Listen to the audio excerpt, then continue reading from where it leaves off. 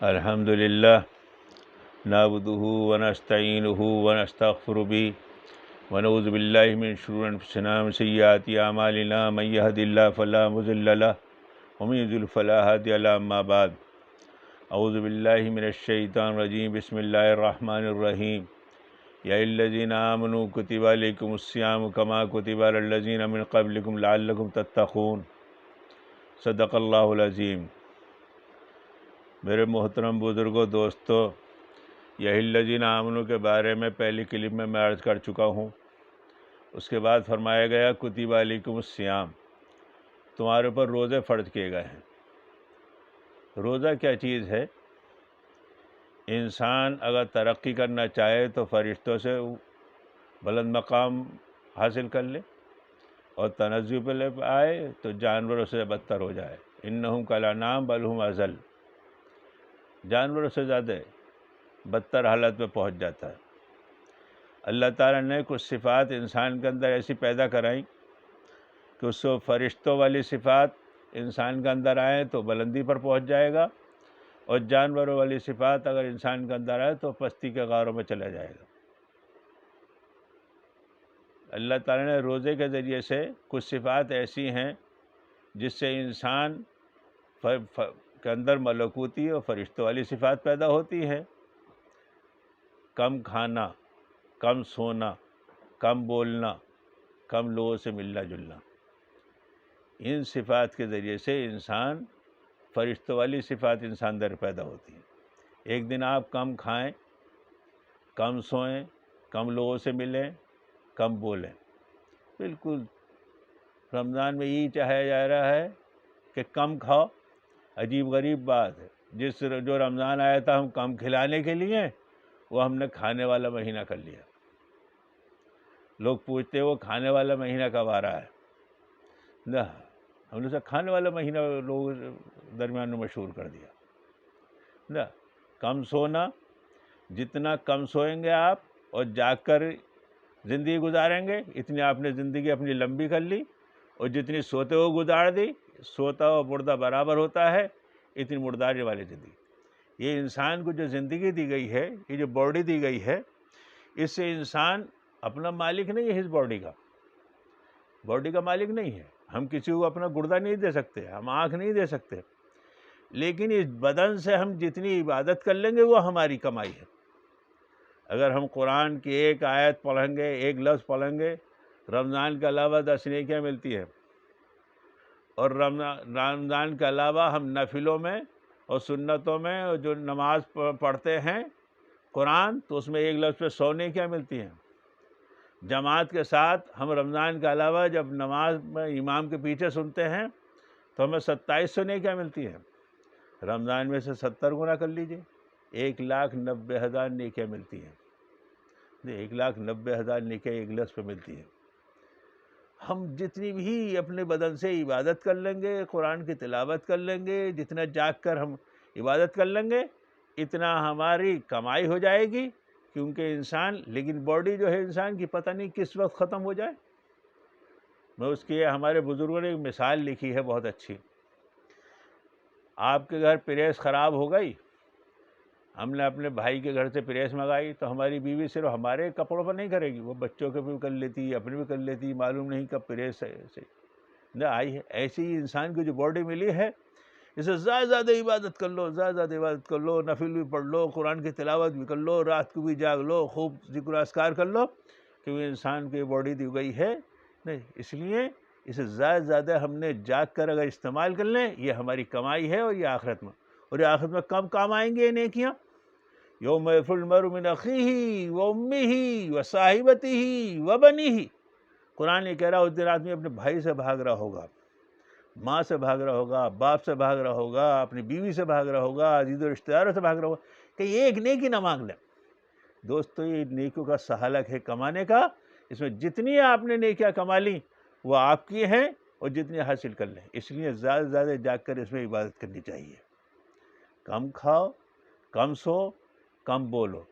ہم لوگوں کا مزاج یہ ہے کہ اگر ہم بولنے پہ جائیں تو کسی کی بات اگر تعریف سے بھی شروع کریں گے تو لیکن آخر میں ہوتا ہے، لیکن ان کے اندر بھئی یہیں سے غیبت شروع ہو جاتی ہے اور روزہ ہمارا پھٹ جاتا ہے۔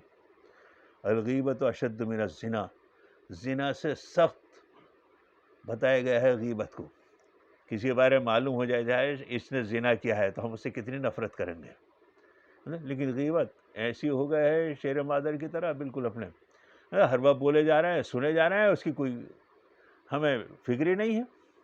اس لیے غیبت سے بچو، کم بولو، کم لوگوں سے ملو جلو. کم لوگوں سے ملنے جلنے سے کم برائیاں ہوں گی.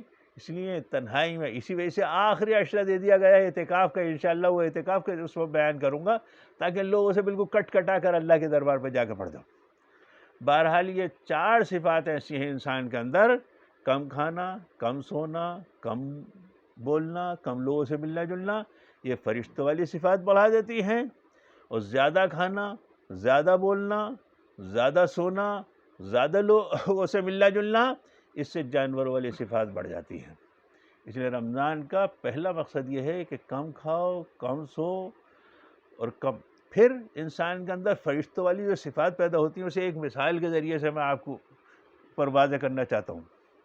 امریکہ ایک جماعت گئی، ایک صاحب سے خصوصی ملاقات کے لیے. جب وہاں پر پہنچے تو 13 ان کے عیسائی دوست وہاں پر ملاقات کے لیے آ گئے. انہوں نے ان سے سوال کیا کہ آپ لوگ روزانہ 2.5 گھنٹے نماز میں ویسٹ کر دیتے ہیں، آدھا گھنٹہ 5 مرتبہ. ہمیں ہفتے سنڈے آدھے گھنٹے کے لیے چڑھ جانا مشکل ہوتا ہے.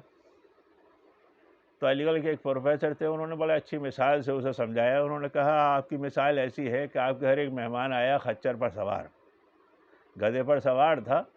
آپ نے مہمان کے ساتھ یہ کیا، اس کی گردن میں رسی باندھی اور اسے تو لے گئے، آپ اسے تو کھوٹے پہ باندھ دیا. اور آپ کا جو خچر تھا، اس کا جو گدھا تھا، اسے آپ ڈائننگ ٹیبل پہ لے گئے. ملک شیک ہے، فروٹی ہے، پلاؤ ہے، مٹن ہے، زردہ ہے. اب وہ بیچارہ گدھا پریشان ہے کہ یہ گدھے یا میں گدھے، وہ تو اسے ہری ہری گھاس ہی پسند ہے، لے گا ہمارے اور آپ کے صحبت میں بگڑ گیا ہو. انہوں نے کہا ہم نے آپ سے ایک سنجیدہ سوال کیا تھا، آپ نے گدھے گھوڑے کی باتیں کرنے لگے. بولے سنیے، انسان کی باڈی جو ہے ایک سواری، اس کے بعد سوار روح، اور سواری ہمیشہ سوار سے کمزور ہونی چاہیے. جو سواریاں بہت طاقتور ہوتی ہیں جیسے گھوڑے کو مثال دی جاتی ہے، ہارس پاور، اتنا ہارس پاور کا موٹر ہے، 2 ہارس پاور کا، 3 ہارس پاور کا، 3 گھوڑوں کی طاقت ہے اس کے اندر. لیکن اس گھوڑے کو کمزور کیا جاتا ہے لگام کے ذریعے سے تاکہ وہ قابو میں رہے. تو سواری کمزور ہونی چاہیے، سوار مضبوط ہونا چاہیے. ہمارے نبی نے بتایا کہ انسان کی باڈی جو ہے یہ ایک جانور ہے، ایک سواری ہے، اس کے اوپر سوار روح. ہمارے حضور نے بتلایا کہ سنو، اسے سواری کو تو غذا دو کم، 1 مرتبہ کھلاؤ، 2 مرتبہ کھلاؤ، حد سے 3 مرتبہ کھلاؤ. اس میں بھی تہائی پیٹ کھانا کھلاؤ، تہائی پیٹ پانی اور تہائی پیٹ خالی رکھو. حضور نے ہمیں یہ بتایا. آپ کے مغربی معاشرے میں یہ ہوا کہ آپ نے اپنے سواری کو غذا دی زیادہ اور روحانیت کو دی کم. روحانیت کو دی کم.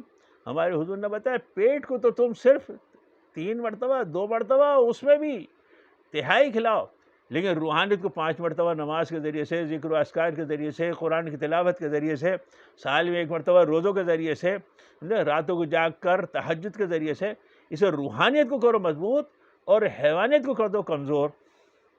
آپ کے مغربی معاشرے میں یہ ہوا کہ آپ نے اپنی حیوان کو تو دی، بیڈ ٹی بھی ہے، بریک فاسٹ بھی ہے، لنچ بھی ہے، ڈنر بھی ہے، شام کی چائے ہے.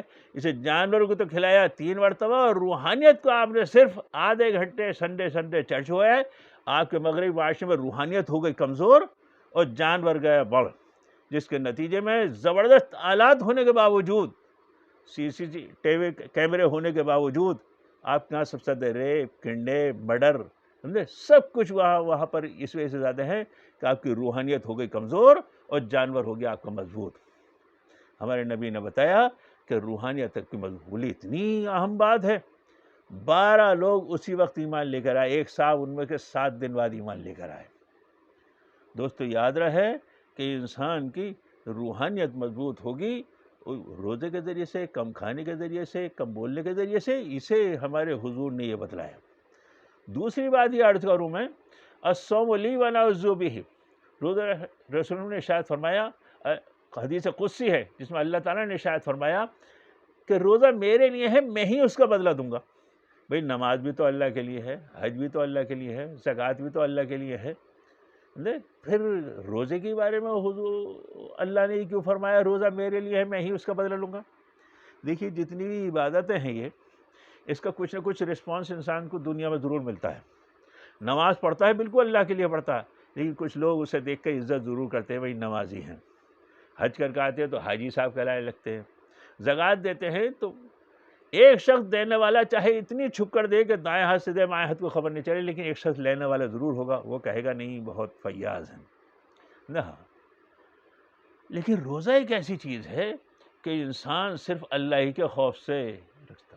آپ زبردستی نماز پڑھوا سکتے ہیں مار کر، زبردستی حج پہ لے جا سکتے ہیں، زبردستی آدمی زکوٰۃ لے سکتے ہیں۔ اسلامی ممالک میں لوگوں کے بائی کھاتے دیکھ کر ان سے زکوٰۃ وصول کرتی ہے حکومت، لیکن روزہ آپ زبردستی نہیں رکھوا سکتے، روزہ زبردستی نہیں رکھوا سکتے۔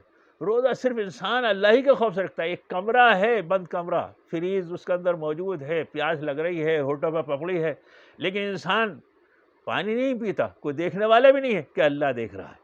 یہی چیز ہماری پوری زندگی میں ہمارے اندر پیدا کرانی ہے کہ اللہ دیکھ رہا ہے۔ پھر ایک بات اور عرض کر دوں، اس پہ بڑا اچھا ایک نقطہ لکھا ہے علماء نے، الصوم لی و نذری، انسان کے جتنے بھی اعمال ہیں اس کے کچھ نہ کچھ حد اللہ تعالیٰ حد مقرر کہ یہ کرو گے تو اتنے دن کے ملیں گے، یہ کرو گے تو اتنے ملیں گے، یہ کرو گے تو اتنی ملیں گی، لیکن روزے کی کوئی مقرر نہیں کی۔ اللہ تعالیٰ نے فرمایا یہ میرے لیے ہے، میں ہی اس کا بدلہ دوں گا۔